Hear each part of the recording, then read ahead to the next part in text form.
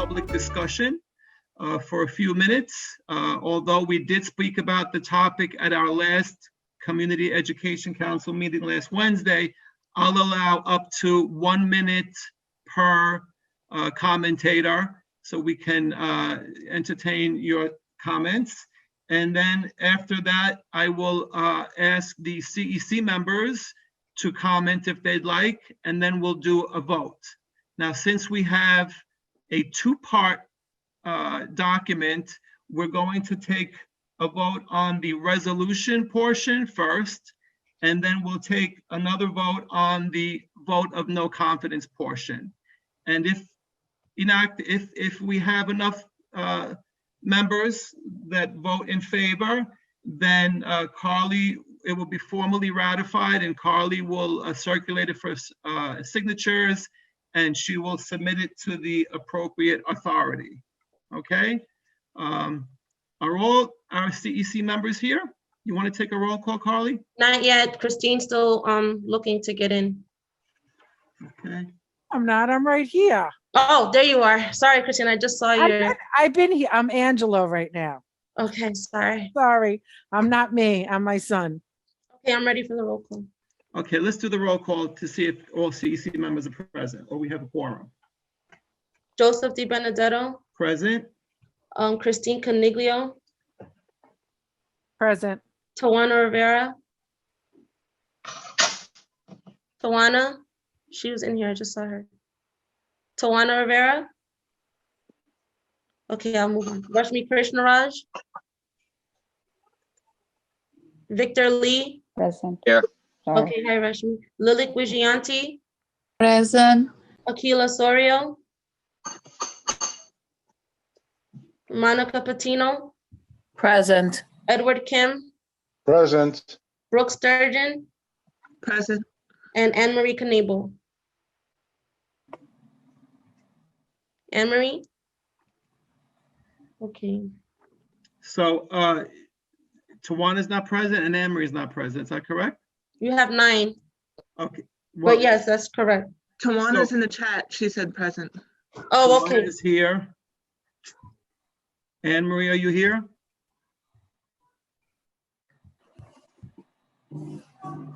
Christine, can you find out where Anne Marie is? Yes. Tawana, thank you. Tawana, are you able to, I see that you're typing. Can you read, Tawana?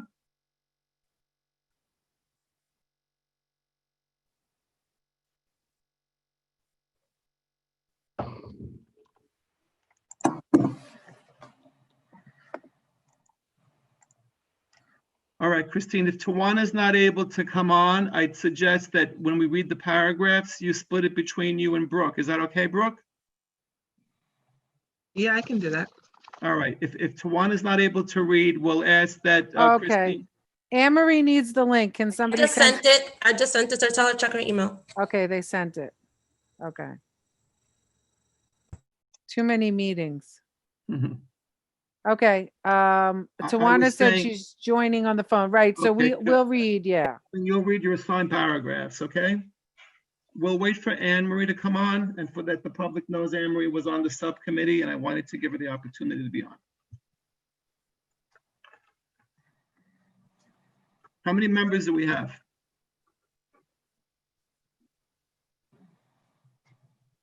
You're muted, Carly. I don't see Aquila and I don't see Anne Marie. Aquila just got, I just got one of them in. Good And evening, then- all. I'm here now. My apologies. No problem. Thank you, Tawana.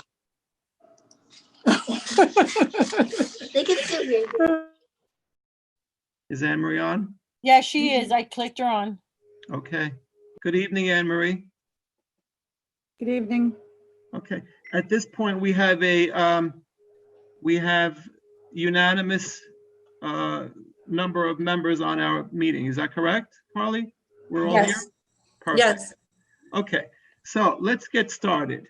So this is a CEC District 25 resolution and vote of no confidence. The resolution relates to a revised blended learning opt-in period and vote of no confidence in the leadership of our mayor, and our chancellor concerning communication and parent voices. The Community Education Council, CEC 25, is comprised of parents who have been elected or appointed to serve as stakeholders of the district, representing over 25,282 public school students. The following resolution offers CEC 25's position regarding the October 26, 2020 policy change concerning the blended learning opt-in period, and the vote of no confidence relates to communication and parent voices. Next paragraph. Whereas when Mayor de Blasio and Chancellor Carranza released their proposal for the 2021 school year to the governor and the city of New York, students were advised that they would be given quarterly opportunities to opt into a blended learning plan, or may default at any time from blended to 100% remote learning. And whereas parents were informed, Carly, you're going too fast, sorry. Whereas parents were informed in August 2020 that they would have opportunities at the close of each marking period, roughly in November 2020, January 2021, and March 2021, to opt into blended learning if they had previously selected 100% remote and learning. Whereas Mayor de Blasio and Chancellor Carranza initially proposed September 21st, 2020 as the date of a safe school reopening, but subsequently delayed the start date for elementary K-5 and primary K-8 schools until September 29th, and made middle schools and high schools, including transfer and adult education, and secondary 6 through 12 schools wait until October 1st based on concerns and the inability of schools to meet the safety and staffing readiness requirements. And whereas to date in our district, there have been 14 classroom 14-day closures, 1 24-hour building closure, 5 14-day building closures, and 1 school opening delay due to COVID cases. And whereas since school has started, parents have continued to opt their children into fully remote learning. And Is Tawana able to read? Yes, I am. Go ahead, Tawana. Not to interrupt you, Carly, can you make that screenshot a little bigger? I'm not sure if everyone could read it.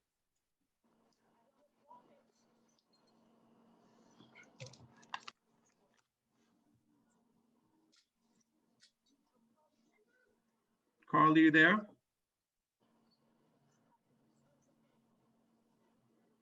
Can everyone read what's on the screen? Yes. Okay. All right, go ahead, Tawana.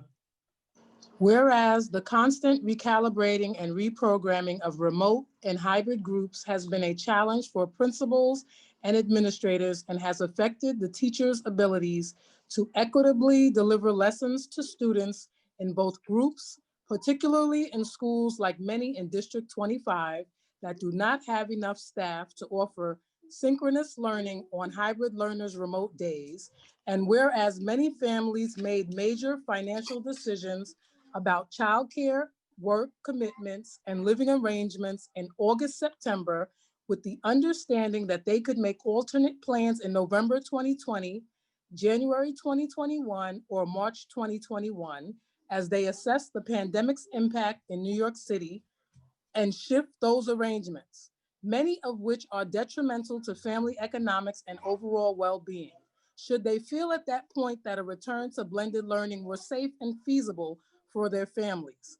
And whereas Chancellor Carranza has been inconsistent in his guidance as to school opt-in enrollment, resulting in parents a third wave of major disruptive scheduling for working families and the educational need of children in District 25 to meet the changing timelines for opt-in. And Whereas neither the blended learning model nor the all-remote learning model allows parents and guardians to work full-time, creating an impossible situation for many families. And whereas our community, which includes many parents who are essential workers, do not have adequate access to childcare and the 100,000 promised Learning Bridges slots citywide have not yet come to fruition.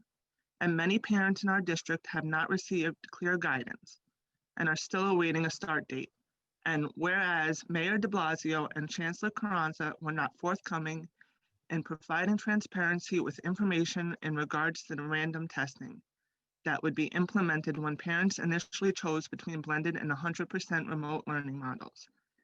And whereas parents have been misled by the use of the word survey by the Department of Education, when in actuality, the survey was an application for choosing blended or remote learning. And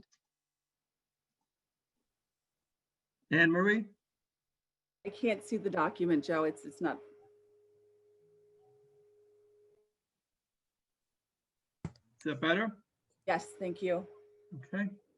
Whereas parents have been misled by the use of the word survey by the Department of Education, when in actuality, the survey was an application for choosing blended or remote learning. And whereas the random COVID-19 testing process fails to provide parents an opportunity to be present during the testing process in schools, and no parent engagement occurred in District 25 prior to that decision. And whereas on October 26, 2020, Mayor de Blasio and Chancellor Carranza announced that there would only be one opt-in period to blended learning, November 2nd through 15th, 2020. And whereas despite warnings from New York State and the CDC, it is expected that many New Yorkers, including students participating in both 100% remote and blended learning, will travel out of state for the Thanksgiving holiday, November 25 through November 29, and gather indoors for lengthy periods of time.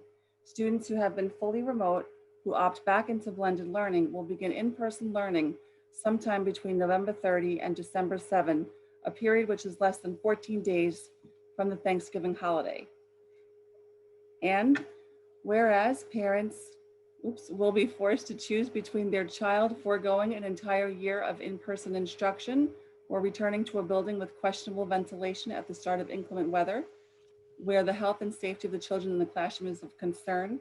And whereas parents will still be able to opt their children into fully remote learning at any time during the year, which could lead to the same reprogramming challenges the DOE is seeking to avoid with the change to the blended learning opt-in policy. And now, therefore, be it resolved that Community Education Council 25 calls upon the mayor and the chancellor to immediately reconsider and reinstate the previously promised quarterly windows for enrollment in blended learning, or provide at least one additional opt-in opportunity in the 2020-2021 school year. Be it further resolved that the New York City Department of Education must provide full transparency and timely and effective communication of all DOE policies, especially those in response to COVID-19. Be it known and stated that the Community Education Council for District 25 hereby puts forth this vote of no confidence in the leadership of Mayor de Blasio and Chancellor Carranza. This unanimous declaration is the result of the absence of clear communication, absence of parent engagement, complete disregard of parent voice, and the lack of stability in decision-making as it pertains to New York City public school students in these unprecedented times. So that concludes the resolution and the vote of no confidence. I'd like to, Carly, if you could put it up on the screen again while we entertain some comments from the public. Are you able to put both pages on? I can try, hold on, Joe, sure.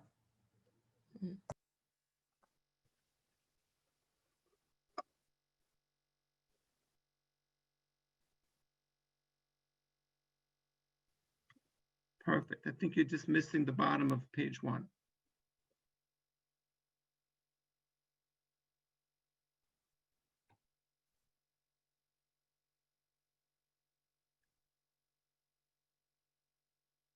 I can't do both of them and make it a little understand. smaller. Okay.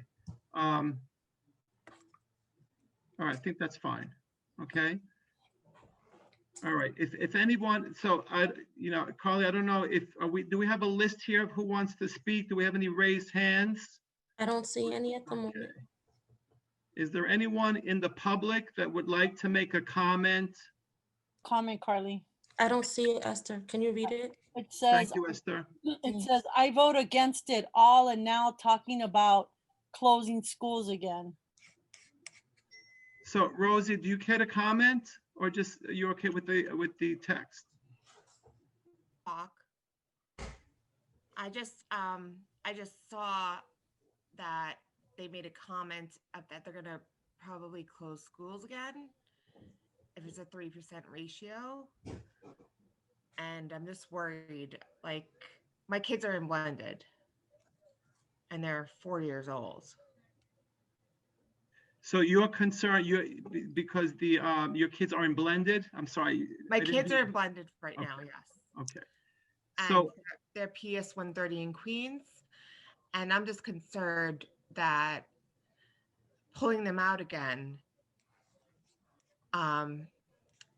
just mentally and stuff, it's not going to be good. understood. So I think you're talking about I'm closing the voting against schools, all of correct? this. I'm voting against de Blasio. I don't like him, and I'm voting against all of this.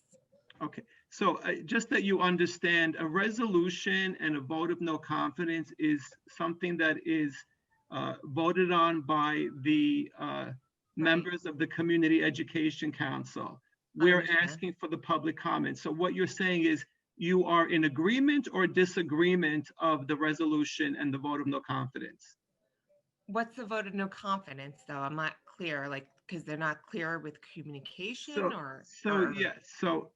'Cause I don't feel like they were clear with communication, and they're like flip-flopping all of us. So the reason why we submitted this vote of no confidence is exactly for that reason. It's due to the lack of communication and the lack of Exactly. parent voice. Right. Okay, And I feel like there's a total lack of communication, and they're totally flip-flopping all of us. And how can we work and how can we teach? You know, it's hard. understood. Thank you, Rosie. You're Is there welcome. anything else you'd like to comment on? No, that's it. I'm just worried about them closing schools again.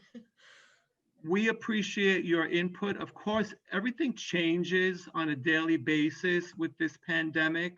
I know. At where we stand today, the schools are open. Yes, perhaps they're going to close the schools, but that's not where we stand right now. The issue for this evening's discussion is the Vote. the rule regarding parents having to either submit to have their kids come back into the schools, or they lose that opt-in opportunity for the remainder of the year. So that's the point. If Okay. the schools No, don't yeah, I get close. it. Understand? The portion regarding the vote of no confidence deals with the communication, and we really do appreciate your comments on that. Well, Thank that you. I agree with totally, because it's just been inconsistent. Thank you. Someone in the chat wants to raise his or her hand. Kyriaki? No, Carly, can I you just assist put here? down, no, and, okay, I'm a teacher, and I see that a lot in meetings. You presume that the parents and the public knew what a vote of no confidence means, and I just put in the chat the meaning of it to assist the public in understanding, because I don't think they are fully aware. They actually understood the term in reverse. So I just put it in the chat, that I didn't raise my hand. Understood. But you could raise your hand. We're on your. So what that vote of no confidence means is that the Community Education Council has no confidence in the leadership of our mayor and of our chancellor because there is a lack of communication and lack of parent involvement and lack of parent voice. It has been the policy of the chancellor that they've been always pushing for parent engagement, and the vote of no confidence deals with that lack of opportunity to engage the parents before they make their decisions. So that vote of no confidence is a strong statement that is directed towards the mayor and the chancellor. It's very different from a resolution which calls for some type of change to the policy. So I just want the public to understand that. Thank you, Kyriaki. Are there any other questions, comments? Joanna says she'd like to speak. Go ahead, Joanna. Hi, Joe. How are you? How are you? This is Joanna Panagitopoulos. So I am an educator within District 25, and I also have 3 children who attend 3 different District 25 schools. I'd like to thank the CEC for this vote of no confidence, particularly in my own case where I have all 3 of my children fully remote. As someone who was directly impacted by COVID, I'm a little, concerned and worried that right now, me making a decision by Sunday about the remaining of the school year really, if I can just say it the way I want to say it, really sucks because I've thought I had more time. I thought I had more of an opportunity in January to see where things, progressed so that I can make a better decision as to whether or not to send the kids to into the blended program. So I'd like to thank the CEC for this vote of no confidence. We thank you for your comment. Quick question. What is your opinion on the resolution aspect, if you have one? I'd like the opportunity to, as a parent, first and foremost, to have the ability to be able to opt my child back in at least once, at least one more opportunity. Understood. Thank you. Thank you, Joe. Thank you. Any other comments? Carly, are you monitoring the chat? Because I'm having a hard time here. Yep. I don't see anything as of yet. I have a question. Hi. Hi, you hear us? Yes, go ahead. Yes, hi. Hi, my son goes to PS 32 here in Queens. And like the lady just before was just saying that, I mean, they're not really, the counselor and the mayor is not really giving us too much opportunities because we have to make a decision by, I think, November 15th or something like that. Correct. Now, we live with older people. We live with my parents here. And, we're just afraid with the corona cases going up, the numbers are spiking. And, having to make a decision now right away by November 15th. And we don't know what's going to happen, January of 2021. And I don't agree to this. I think we should have like at least one more in the New Year's, one more decision to see where this all comes down to. If there's going to be more, if the numbers go up or go down once they have this new vaccine that they say they're going to come out with.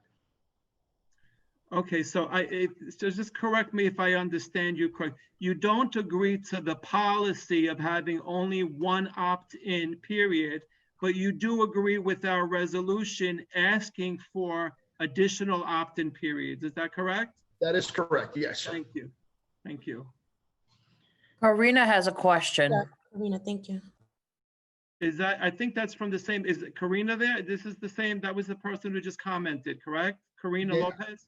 Yeah, I'm the husband. Oh, okay, sorry. Thank you, Monica. I appreciate the assistance here. Deepta, Sharmi, we need to have more opt-in periods. Understood. I see another comment here on the chat. I am a husband of a school teacher, and I am fully in favor of a vote of no confidence. My wife, a teacher, has very little direction from administrators and others who are leading the direction of city schools, specifically with training and reasonable expectation.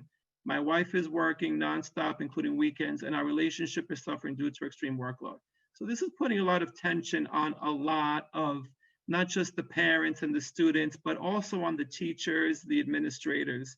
You know, I tried to listen to both sides of the story, and we had discussed at our CEC meeting last week that apparently the reasoning behind the one opt-in period is because they don't want to have to keep changing the program because it just leads a lot of pressure onto the administration.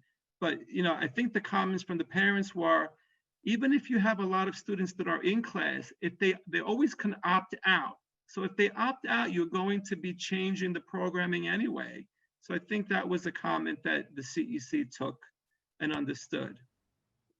Joanna has her hand raised, and then Amina Osmani has a question. Go ahead, Joanna. Oh, no, I already spoke. Thank you, Joe. Oh, that was you. Thanks. Okay. That was me. Thank you. No Can I problem. make a comment? Who is this? Rosie again. Hi, Rosie. Did you speak already? Yes, I did. Okay, so I want to be fair to the public, so I'll let you go this time, right? But I want to try to get as many comments as I can. It's just quick and easy. Thank you. Go ahead. So if my kids are, if more kids are put in blended learning, and my kids are pulled out of their class with their teacher, like it just, I just feel it's going to be a little bit emotional for them. Understood. Correct. Yes. Because I know that could happen. So it could happen in either direction. Right. Again, we're talking about the opportunity to opt your child back in and having to make that decision now, as opposed to having the opportunity to make that decision in a future date, correct? Right. Okay. Thank you, Rosie. Amina Osmani had a question in the chat, said she had a question, but it didn't say what. Amina, are you yes. here? Yes, I am. Good evening, everyone.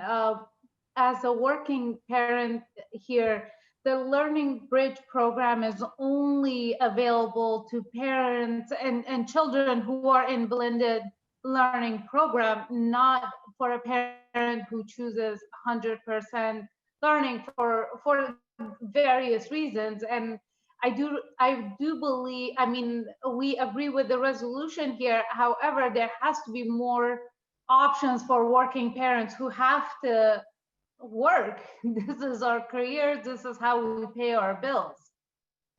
Thank you. Very well said.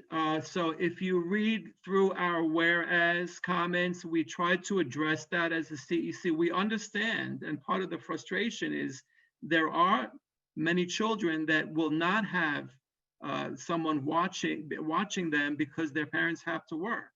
And perhaps, yes, maybe parents are home now, but we don't know, and it's not fair to say that the parents, they would have to stay home for the remainder of the school year. That's a long time. So that's a serious, you know, implication. Thank you, Amina. Anyone else?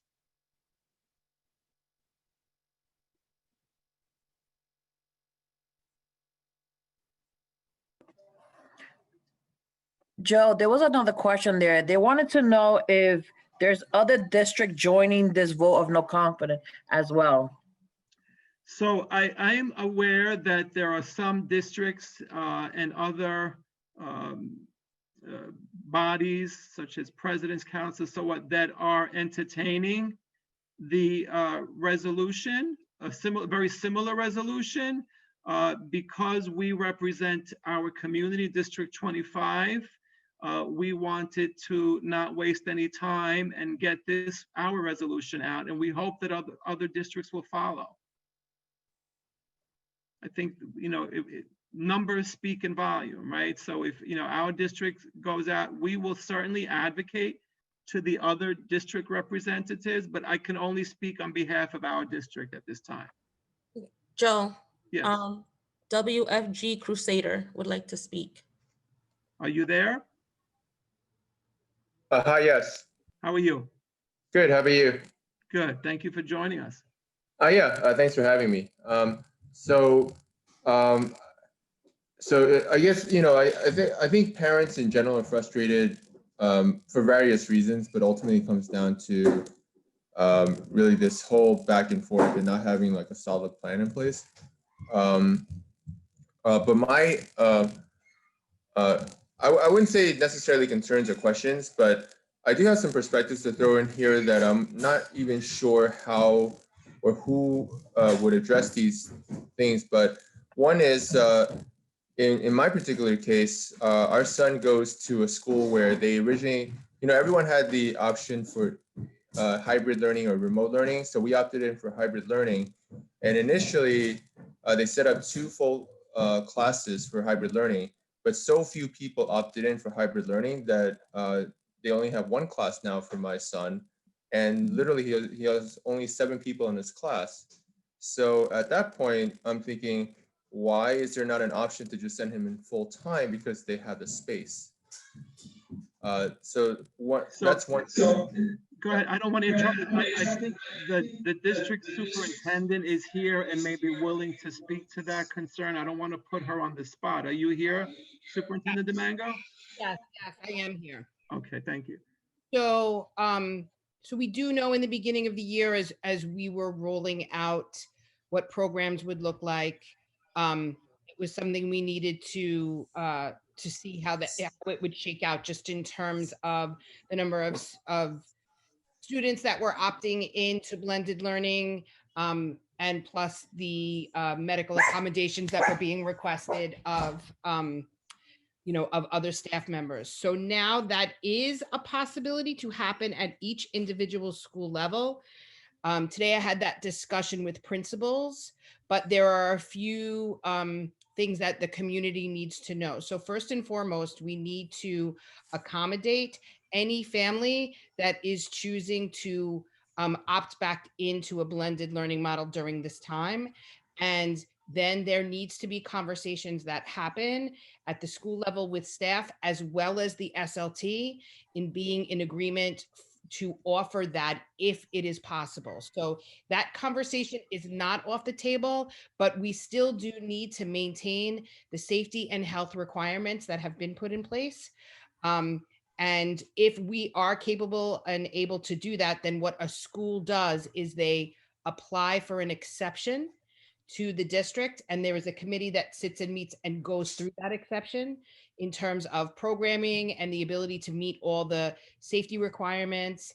And if that is something that the school is 100% in agreement with, then that is something that we could put up to central as something that a school is able to do. But all of those things need to be in place. It can't just be, a group of parents that want to have their kids full time. So it's not Right. necessarily off the table, but it is a conversation that does need to continue to happen at the school level first.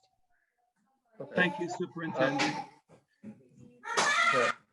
Okay, WFG Crusader, are you okay? I actually did have one more I'll question. allow you a few seconds so- more. Go ahead. Sorry, let me move to another place. My kids are being really loud. All right, I'm going to come back to you because we have other comments here, or I'll speak for a minute, then I'll let you come back on. So a lot of the parents, a lot of the chat is about what is the effect of this resolution and vote of no confidence? What's next? I just want the public to understand, we have no control over what the mayor does, nor the chancellor. We, as a parent body of elected representatives, known as the CEC, are very independent of the mayor's office and of the chancellor. We can issue a vote of no confidence, which is a strong statement coming from a CEC, but it's not going to do anything in terms of, we don't have control over the mayor and we don't have control over the chancellor. So if we issue this resolution and this vote of no confidence, yes, it is a statement, but it's not going to change the policy. We ask that other CECs join in, and hopefully the mayor and the chancellor's office will hear us out and hopefully reconsider. But our resolution and vote of no confidence is not going to change the opt-in policy. Unfortunately not.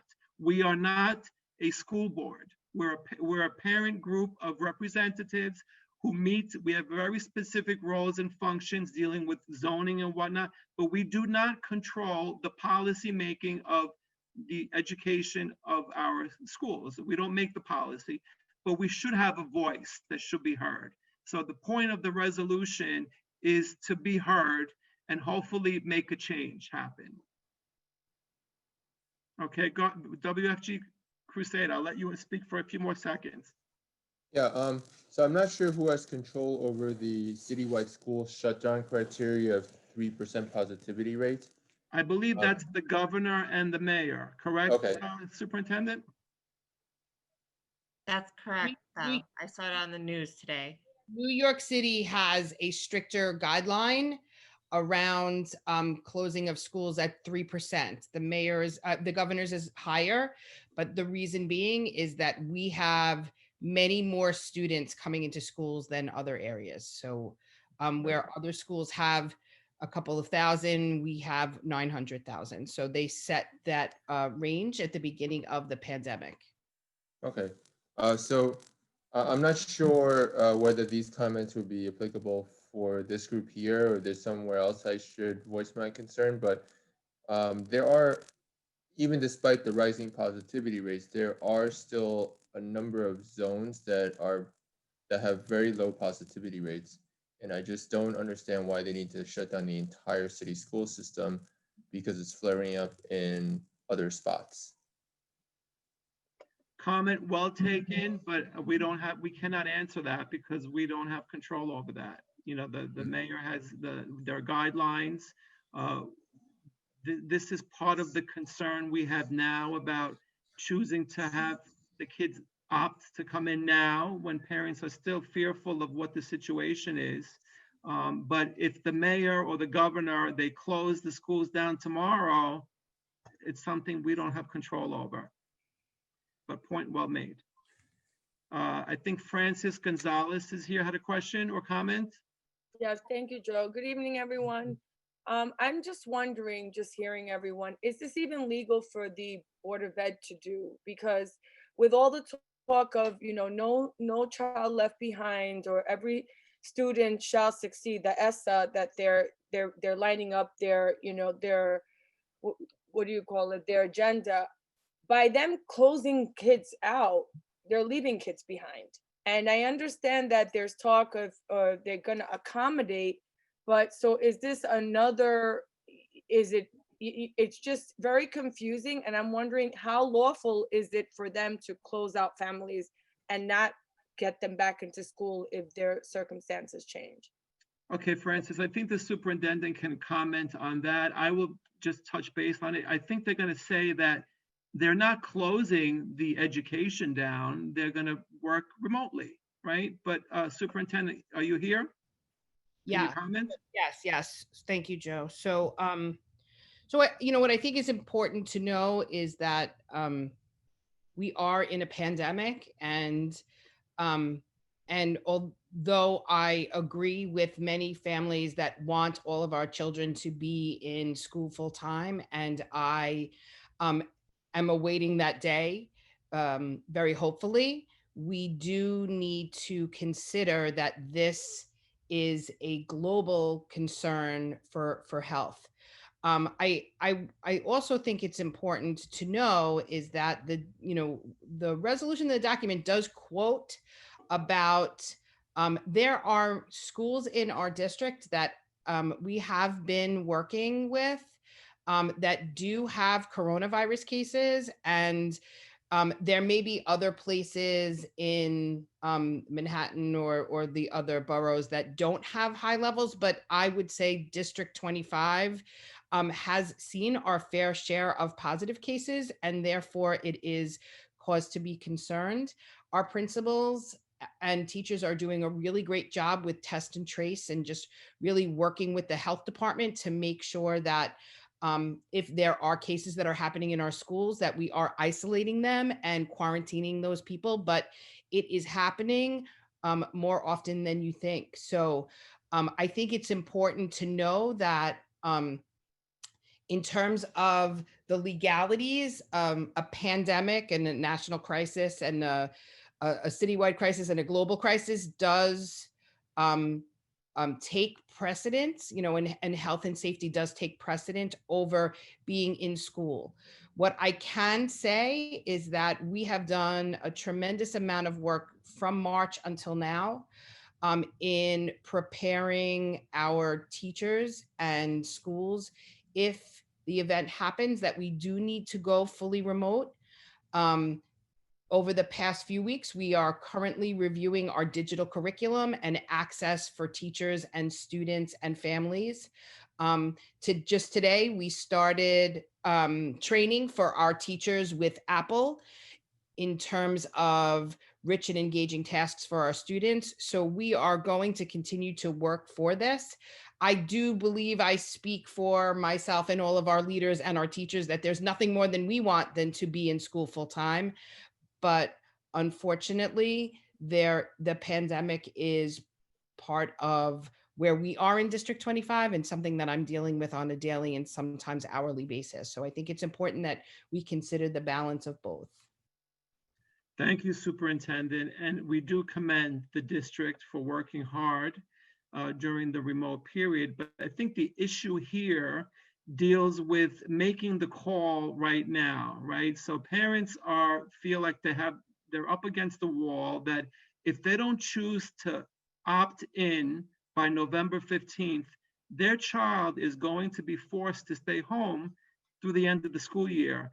And I think there's hope that, something will happen in the spring, or the numbers may go down. And if the rules stay the way they are, those students will not be able to come back to school.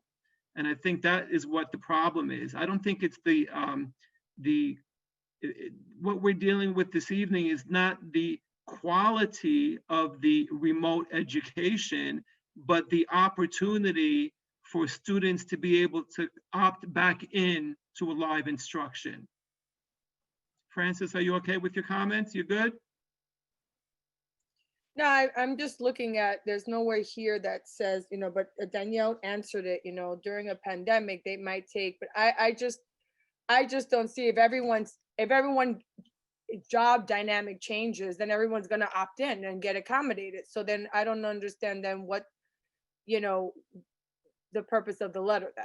You know what I mean? So it's not, Danielle, I'm not sure if you want to comment on that, but I don't think everyone has the option to opt in. It Well, would they have to did be say they- accommodation on a case-by-case basis. Is that correct, Danielle?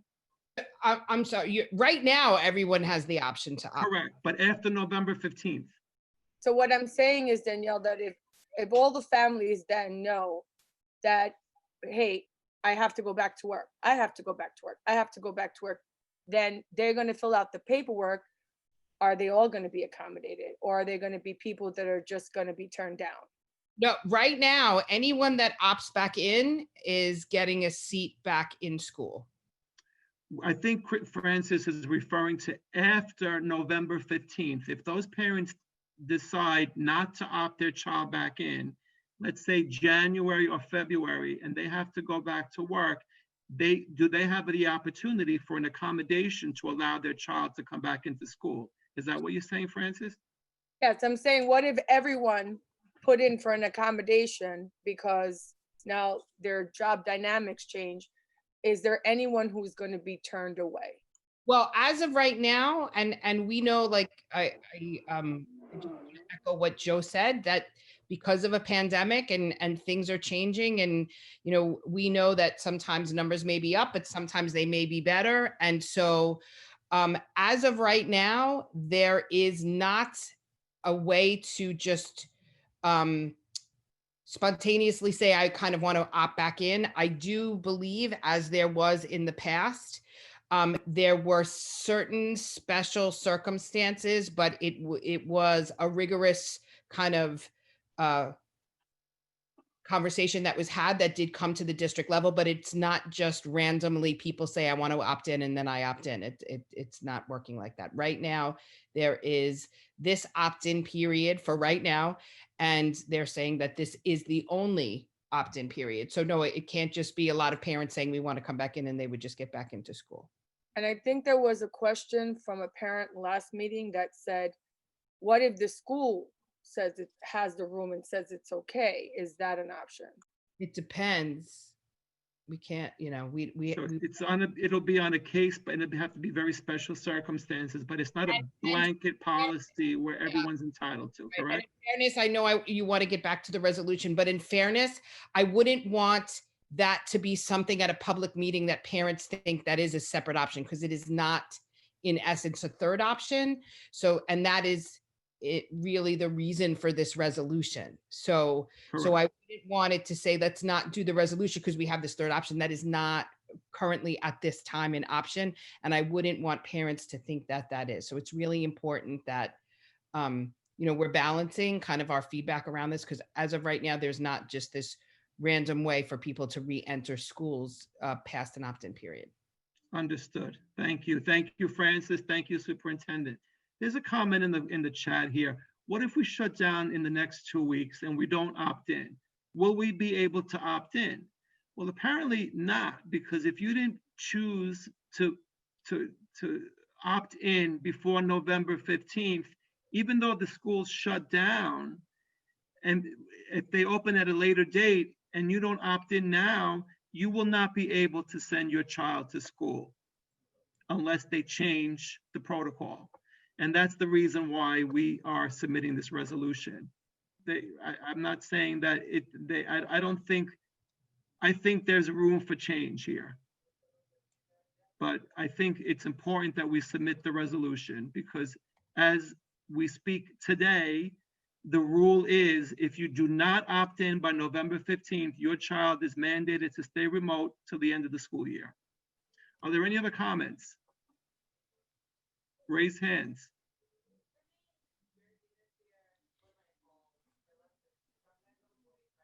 Okay. Am I missing anyone? Carly? I don't see anything else. Okay. Tiffany Diamond's hand is up. Sorry. Oh, okay. Go Sorry. ahead, Tiffany. I just had well, first of all, I agree with the resolution. Like, we definitely need this to help out all parents, and we're not really getting a clear vision right now as to where this is all going. But if we do shut down, for students who still didn't get devices, how are parents going to be able to, if the school closes tomorrow, especially for blended learners, will there be time for them to pick up their materials that are in school? And also, I know parents are still waiting for devices. What's going to happen with those children who need a device now, or are still waiting for a device because they haven't received one? So if we go fully remote and they don't have a device that the DOE has provided for them, and they don't have one at home that they can use, what happens? So I'm just a little bit confused about the comment, Tiffany, only because the blended students are not in 5 days a week. So what are the students doing during those remote days? So my son is using my laptop. Oh, I see. Okay. So I'm still waiting for a DOE device, which as of now, I'm fine. But I know other parents, if they juggle in between using their work laptop and still waiting for, a DOE device. So, I mean, I had parents ask me, so I was wondering myself, like, for me, I don't care. My son can continue to use my home laptop. Understood. So it doesn't really relate to our resolution, but I do want to give you the fair option of hopefully getting a result or an answer. Superintendent, are you still here? Yes. Hi, Tiffany. How Do are you you? mind? Go ahead. So since March, and the process has continued and evolved, your school has record of who in their building needs devices. And that record is looked at often from Central. So there's two things. Which school are you? I have one in 193 and one in 194. So My daughter has I'm not really concerned for myself. I have like I said, my son can continue to use mine. However, I've had parents ask me if I heard anything, and I don't, now that there's a rumor that, we may shut down, I figured I'd ask you guys, you would know that answer. So those schools have placed orders for devices and they're waiting for devices to come. But just, from the beginning of the school year, one of the things that I've explained to principals is as the virus progresses or doesn't progress, one of the things that we need to do is either be prepared to come back to school full time, which is what we all want, or if we have to go fully remote, how are we going to work to do that? So as we know, this week, the mayor is making an announcement that he's very closely watching the infectious rate and as it's going up. So one of the things that I have done this week is we flagged with principals to make sure that students have everything they need to work at home. That includes devices. So tomorrow morning, that was actually one of the first things that Dr. Antona and Louis Latito and myself were going to work at, is making sure that we know exactly who needs devices per school, which parents that is, and make sure that we're escalating that. And additionally, for families that do have difficulty with that, schools should have systems in place starting today, tomorrow, in the next few days, to make sure that students have all the things that they need to complete work at home, and people and ways for teachers and other staff members to check in to make sure that they're getting what they need. So we are working through that. And I do know that we were, as District 25, on top of that right away. We made sure that we ordered our computers. So I will make sure that I touch base with those two schools tomorrow, but we are on it. We're working to make sure that Central knows all the needs of our families in terms of technology. Thank you, Superintendent. I don't want to veer off of our special topic, but thank you, Tiffany, for your comment as well. It's a concern that needs to be looked into. Are there any other comments there? Any other raised hands? Okay, so I am going to now move towards our CEC members. If there are any questions or comments or statements they'd like to make publicly before we move on to the vote.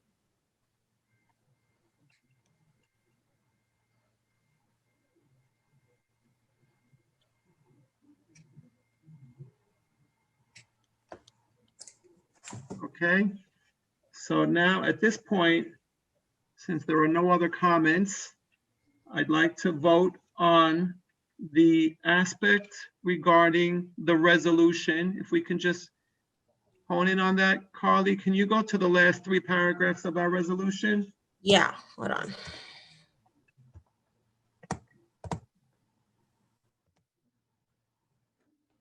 Can you see? Yes. Okay. Is that good, guys? A little better, better. So the CEC is going a little smaller, Carly. Is that okay? That's fine. So we're looking at the last 3 paragraphs, and specifically the resolution regarding the additional opt-in opportunities and the transparency and timely effective communication regarding DOE policies, especially during COVID. So we're going to take a vote on that part, which is the resolution. Carly, you want to go through the roll call? Ready? For the resolution part, correct? Correct. Okay. Joseph DiBenedetto. I vote yes to the resolution. Okay. Christine Caniglio. Yes to everything. Tawana Rivera. Yes to the resolution. Rashmi Krishnaraj. Yes to the resolution. Victor Lee. Yes to the resolution. Lilik Vijayanti. Yes, the resolution. Akila Sorio. Yes to the resolution. Monica Patino. Yes to the resolution. And Edward Kim. Yes to the resolution. Brooke Sturgeon. Yes to the resolution. And Anne Marie Knievel. Yes to the resolution. Okay. You have a So full, I see a unanimous vote, and the resolution portion of our document is hereby ratified. Let's move on to the portion regarding the vote of no confidence in the leadership of Mayor de Blasio and Chancellor Carranza. Carly? ready? Joseph Di Benedetto, Yes on the vote of no confidence. Christine Caniglio, Yes to the vote of no confidence. Tawana Rivera, Yes to the vote of no confidence. Rashmi Krishnaraj, Yes to the vote of no confidence. Victor Lee, Yes to the vote of no confidence. Lidik Wishianti, Yes, vote no confidence. Akila Sorio, Yes to the vote of no confidence. Monica Patino, Yes to the vote of no confidence. Edward Kim, Yes to the vote of no and confidence. Brooke Sturgeon, Yes to the vote of no confidence. and Marie Knebel. Yes to the vote of no confidence. Also unanimous. Also unanimous, that speaks volume. So now the vote of no confidence portion of our document is hereby ratified. I will ask Carly to circulate the document for the appropriate signatures, to officiate it, and to submit it to the appropriate authority.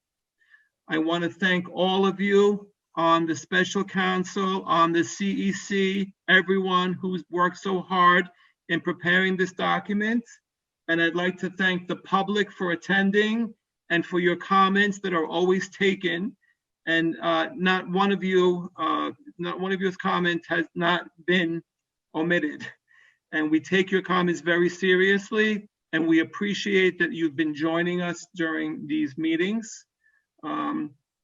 At this time, I'm going to ask for a motion to conclude, unless there are other things we have to talk about with regard to the resolution and the vote of no confidence. Motion to adjourn. Second. Christine Caniglio made the motion. Monica Patino seconded the motion. So that concludes our special meeting. We thank all of you once again, and we look forward to hopefully moving forward and having our voices heard.